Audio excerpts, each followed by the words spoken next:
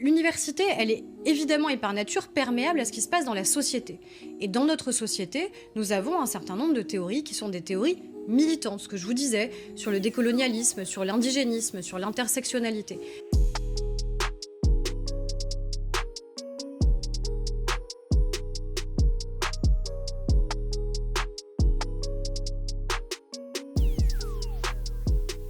La question, elle est que certains, aujourd'hui, cherchent à instrumentaliser notre université pour qu'elle donne un crédit scientifique à des théories militantes. En tout cas, vous aurez noté... Et c'est ça qui ne noté... doit pas pouvoir exister. Et c'est pour ça qu'il faut aussi objectiver ce qui se passe. Moi, je pense que la ministre a raison de ne pas être aveugle à ce qui se passe. Parce que si elle l'était, vous seriez là à le lui reprocher. L'islamo-gauchisme gangrène les universités. Est-ce que vous êtes d'accord ?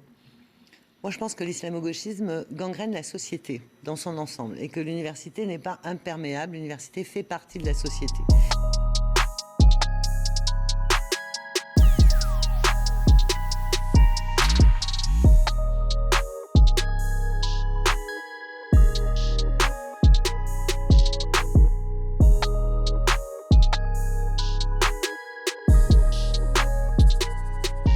Il y a d'autres priorités concernant l'université et qu'on y est attaché, c'est-à-dire d'abord la réouverture des universités, la tenue des cours, la précarité des étudiants, le soutien psychologique, et que tout ça fait l'objet d'une action qui mérite au moins toute l'attention de la ministre de l'Enseignement supérieur. Elle a eu l'occasion de s'exprimer, de préciser un certain nombre de choses hier à l'Assemblée nationale à l'occasion des questions d'actualité au gouvernement, qu'elle aura probablement d'autres occasions de revenir sur ce sujet prochainement. Et oui, je vais demander effectivement à ce que l'on fasse un bilan de l'ensemble des recherches qui se déroulent dans notre pays, que ce soit les recherches sur le post-colonialisme.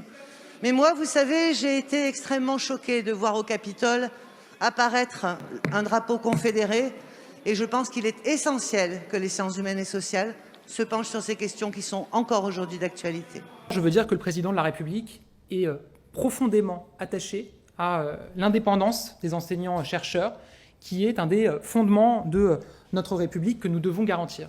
Et la deuxième chose, c'est que la priorité pour le gouvernement, c'est évidemment la situation des étudiants dans la crise sanitaire, c'est évidemment la possibilité d'apporter des aides, un soutien financier aux étudiants qui sont en difficulté, c'est évidemment de permettre aux étudiants qui le souhaitent de pouvoir revenir progressivement en présentiel à l'université, et c'est cela qui est notre priorité aujourd'hui.